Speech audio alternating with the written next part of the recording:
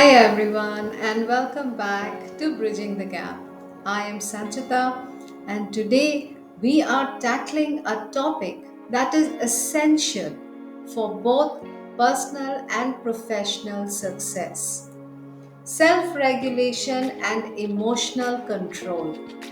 Have you ever felt like your emotions are running the show? Maybe you've snapped at someone in frustration or felt paralyzed by anxiety when you needed to take action. These moments are normal, but they don't have to define us. Self regulation is the art of managing your emotions, thoughts, and actions even when life throws challenges to your way. It's about responding thoughtfully instead of reacting impulsively. And here's the best part: anyone can learn it. So let's dive into the techniques that can help you master emotional control and build resilience. Now let's look at why self regulation matters.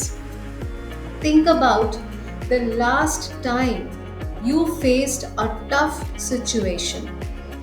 Maybe a conflict at work or an argument with a loved one. How did you handle it? Self regulation isn't about suppressing emotions, it's about channeling them constructively. When you manage your emotions, you gain clarity, you think clearly under pressure, you build better relationships. When you communicate calmly instead of escalating conflicts, you become more resilient. You bounce back faster from setbacks. Let me share a personal story. Once I had a big presentation and my nerves were overwhelming. But by practicing deep breathing and reframing my thoughts, I turned my fear into focus. And that is the power of self regulation. Let's talk about how to master emotional control with practical techniques. Pause before reacting. When emotions surge, count to 10. This small pause helps you shift from reaction to response. Practice mindfulness. Stay present. When you notice an emotion rising, name it. I'm feeling angry. This awareness diffuses its intensity. Reframe from negative thoughts.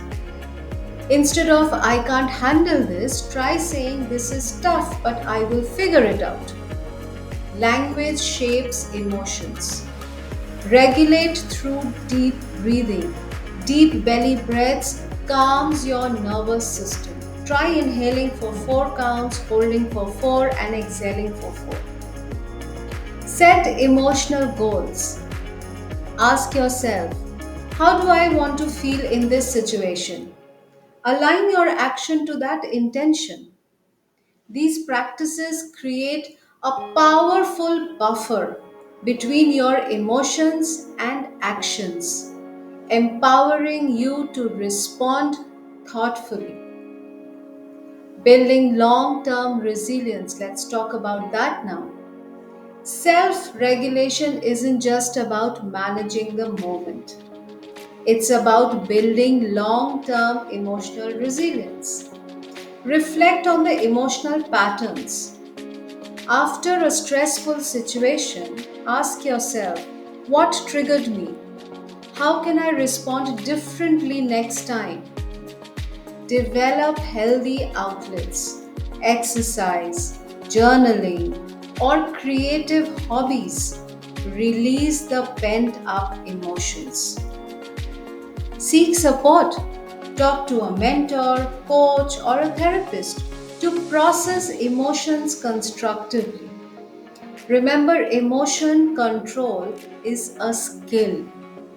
Like any other skill, it improves with practice.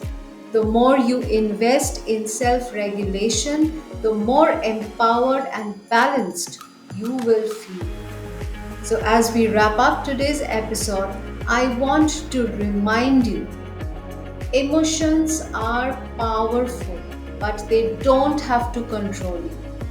With the right techniques, you can channel them into strength, clarity, and resilience. So start small, maybe with deep breathing or journaling, and watch how these practices transforms your day-to-day interactions. So I want to thank you for joining me on this episode of Bridging the Gap. If you found these insights valuable, share this episode with someone you could benefit from emotional control strategies. Remember, growth happens one mindful choice at a time. So until next time, I want to encourage you to pause, breathe, and take control of your emotional journey. I'll see you again. Bye.